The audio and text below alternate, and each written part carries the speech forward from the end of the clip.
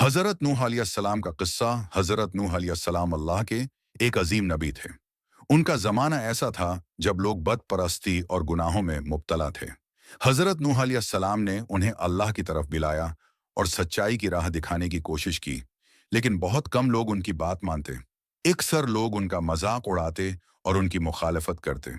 اللہ نے حضرت نوح علیہ السلام کو حکم دیا کہ وہ ایک بڑی کشتی بنائیں، کیونکہ اللہ کی طرف سے ایک عظیم سیلاب آنے والا تھا جو زمین کو صاف کر دے گا۔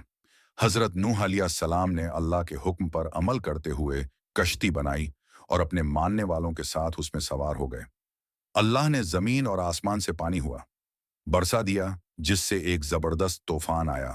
وہ لوگ جو حضرت نوح علیہ السلام کی بات نہیں مانے تھے، سب غرق ہو گئے۔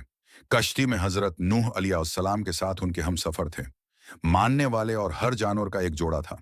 یہ کشتی اللہ کے حکم سے محفوظ رہی اور طوفان تھم جانے کے بعد حضرت نوح علیہ السلام اور ان کے ماننے والے ایک نئی زمین پر اترے۔ یہ قصہ ہمیں یہ سبق دیتا ہے کہ اللہ کے پیغمبروں کی بات ماننی چاہیے